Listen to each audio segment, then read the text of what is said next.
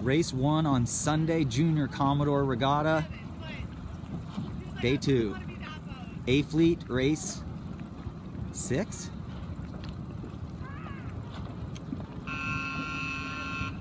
The current's going our right to left, so these guys are going to make this. Current's going right to left, so these guys are going to make it. The guy winning the regatta, I think it's Carter, just won the start, so that was just burly. That was just burly. Let's see his main sheet adjustments. Let's see if Carter's main. If he's ever slow, he's going to press down. If he's ever fast, he's trying to go up. See how he's just nice and calm, sitting forward.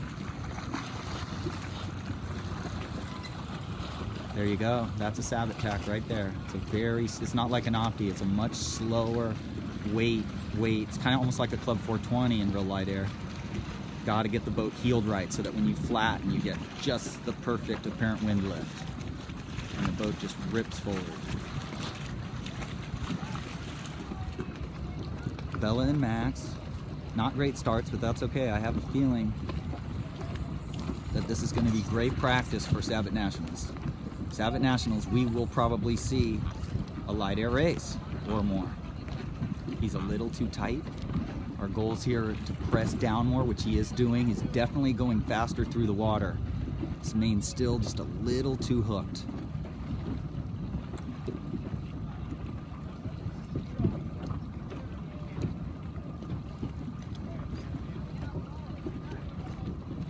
She's a little too hooked too. Okay, from the B Fleet start, if we look at the starting line, we see that again, the line was pretty square to the wind. So everybody should have got that message. This is race 6 for the regatta, first race on Sunday.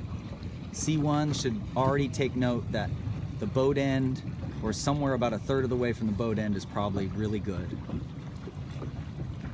There's the B Fleet, way up there's the A Fleet, and I told my team that in order to do well at regattas, we have to have a game plan. Sometimes, can't have one all the time, sometimes we just paralyze ourselves by analyzing things. But I told them I wanted to see my team pushing the left side at least 75% if they had no other reason, and we're gonna see if it works or not. I can tell that Max is going faster through the water, so that's great news, but we are gonna see what happens here. We're either gonna be top 3 or bottom 3, maybe. We'll see. But they carried out their game plan. Okay, I didn't get the start of the C1s. Maddie does go into the day today with a 6-point lead with a throw out, and I think 11-point lead or some 12 without, but I'm not sure of that. I need to look that up. Here's our boy, St. Pete Callan. We changed his rake a little. We moved the bottom of the mast back. We set the game plan to start a third of the way from the committee boat end and then play the left side. And Bella's probably not doing well out there, but I don't know. We're just gonna have to see. At least, again, we have to have a game plan once in a while. We can't just go wing it. So Maddie's using the same tactics she used yesterday. Exit the starting area as quick as she can on port and then go from there. So she's doing really good exits. She's getting out of the starting area and getting perfectly on the wind. We're working with that on Taylor. He's having a little harder time, and I've got to just work with these guys on slow speed sailing into the starting line. There's not enough time in the world, and they need to practice it too. These guys need to get out and practice in their free time. And here's our boy doing what I said. Try to win the left early, and then Callan, and then step out to the right if you have the left under control. And look at this, he's got nobody to the left with any leverage. Here's Taylor, kind of in a predicament. He's kind of pinned. He can't tack there. So I think Taylor should have tacked and went that direction, right in there. Anywho. So I don't think my game plan really helped my guys, but there's the A Fleet, race 6. You can see the amount of heel they use in this wind. It's about 6 knots, 5 knots. There's Harrison, there's Preston in about 2, 4, 6, 7. He should be speed testing with the boat ahead. He's trying to gain on the boat ahead and keep looking around like he's doing. Bella's out there on the outside, 10th. I mean, she's really not that far behind Preston. She's 15 seconds behind him. There's Max.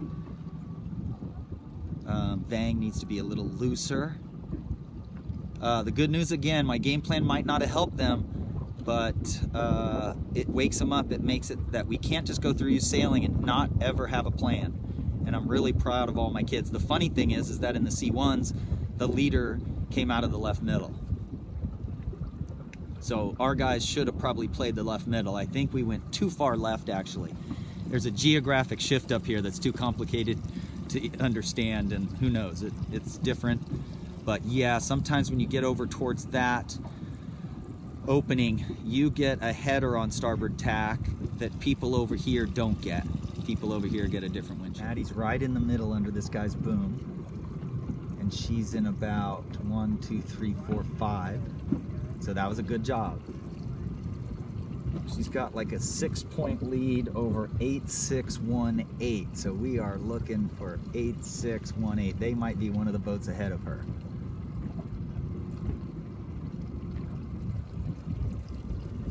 I do not see 8618 back here. There's Taylor over there in about 12th or so. Oh, and here's Bjorn. Get some more video of him. Now I'm looking at the offset flag there, the white flag with the red diamond, and it seems to be blowing from the right more. Hard to tell with that flag on the shore over there. One thing's for sure is Bella has definitely gained. I think she's pushing for the top 10 easily now. So we learned that the left probably isn't the way we're going to be fighting for this next race, and comeback ability is huge, and I think she's done it out. We'll see how Max. Hey, here's Callan, our St. Pete exchange sailor.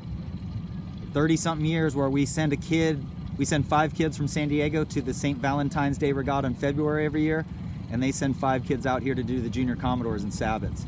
So our kids go out, kind of get murdered in Opties, and they kind of come out here and get murdered in Sabbats. It's funny, but look at him. He's top 3 right now, easy. Here's Maddie right here. So this is great. Maddie's in the top 4, and I don't see 8618. I don't see 8618 inlet. No, that's not her. That's 8834 out there. So Maddie's just gonna, no one on this side. Oh, here's 8618 right here. So she's doing very well. Very well. So this is, Maddie did what she had to do. No throw out yet. She hasn't sailed a throw out. Race 7 for lasers. There's Bjorn looking good. So this is Bjorn's 6th race of his life. Individual race. Or 7th. Oh no, that's not true, because he did 5 at Coronado in about 15 knots, which was not a lot of fun. Oh, there's a drone up here. Oh, Bjorn's right with the fleet this time. We've just been working on narrowing down his steering and concentrating on speed. When he's slow, probably means the sail's luffing and he's got to turn. We're not changing the sail very much in a laser or any boat. And there's the drone. And then I got to back up. Oh, there's Carter again, 9360. Currents holding them up. Big rock. Wow. Got to remember the sound signal took a second to get to us at least. So Carter probably had the time. That's just 2 starts in a row, world-class starts. Now he can't tack and cross, but as long as he has pressure, he just sails VMG. He just sails his fastest course and doesn't worry about the other boats. See that? He's just being patient, sailing the fastest course that he's practiced with speed testing. His mainsail's not changing much. You see how he's sitting, guys? Just like we learned. His knees up, on his feet, pressed forward. Here's Calvin, same thing. This guy's much smaller, 10175. There's Preston. Look at Preston. Our goal for Preston is to try to flatten the leading edge of his main with his main sheet tension once in a while. There's Bella. She escaped. Max, our goal is to start more in the middle and get right, and he is going right. See him over there? Our goal for him is to go lower upwind. Flickering his leeward telltale all the time. This is the guy winning the regatta. Outhauls a handful out. Cunningham has a few wrinkles in the leading edge, so when he trims in, the wrinkles get bigger. We're looking at 9360 there. The Sean Bowman's old boat. So Carter might not know it, but Sean Bowman was a Coronado Sabbath squatter who sailed at San Diego Yacht Club also, and then also sailed at Boston College. Really good college sailor. San Diego Yacht Club being kind of a pipeline for that, and Georgetown. There's Bella on a huge lift. She's loving that lift, so she's gonna stay on it. That's one of our goals today, is at any time, if we're just on a humongous lift, just sail the VMG angle, our best speed and angle, and just try to gain on everybody else who's pinching or sailing on a header. Here's Calvin right here. So she's right with the guys. You know, that might not be a great sign. That might mean the right's paying. These guys won the pin end. Look at that. She just tacked right in there in that gap. Calvin's not on our wind. She sails with a tighter main sheet and more heel than anybody, and it's her style. I ain't gonna knock it. I'm not gonna knock it till it doesn't work. She's been in the top 10 4 out of 6 races and had a second and a first in these conditions. If I was C1s, I would see this. The right is killing huge over there. So it is just killing huge. So it's a race to the right. I know Preston's having a really good race. I'm hoping the right pays more because he's the furthest right now. So C1 should be seeing this and racing for that side. I'd be starting at the boat, near the boat, pinching off anybody and going. Race 7 for C1s.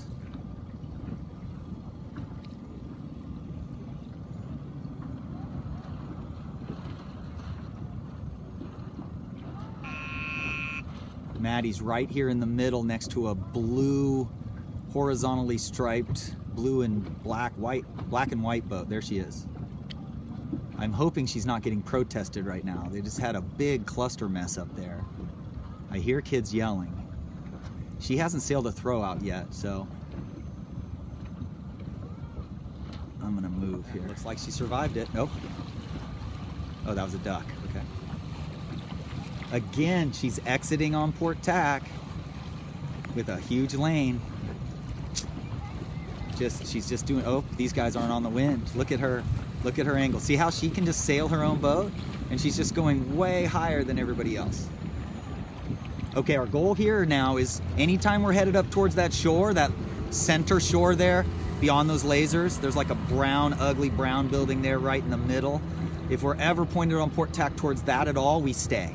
And if we're ever pointed down towards those apartments over there, we make sure our telltales are flying, we look for the wind, and then we get on starboard tack when it matches up. We don't have to rush our tack, we gotta make sure we have wind. We can't go and just tack on a header in light air.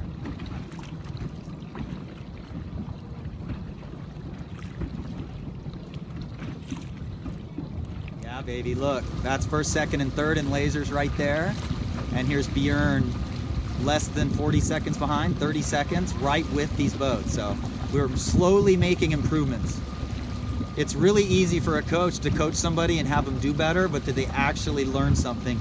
He's learned that he's got to get his sail set up right, and he's got to concentrate upwind and keep the boat moving. It's a very fine balance between going down a little and going up a little. That's the biggest change, is kids think they need to move the rudder a lot, but there's plenty of wind. Upwind, you're barely turning to accomplish your goals.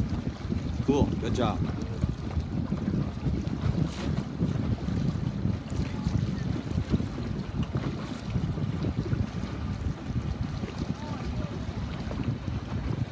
Need to get upwind.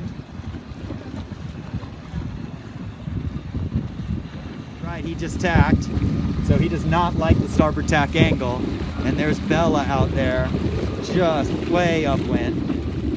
8938 looks like he's got a decent angle here on starboard, but she's still got him. So now what we do is we sail VMG angle because we're winning. We do not pinch. We play the puff. So as we get puffs, we'll squeeze a little. As we get light spots, we'll press down a little. We'll read that flag. I think the flag looks right to left, so I think she's trying to get to the right now. Yeah, there we go. Outstanding. It'd be great if we could get a bullet here. That would just be outstanding.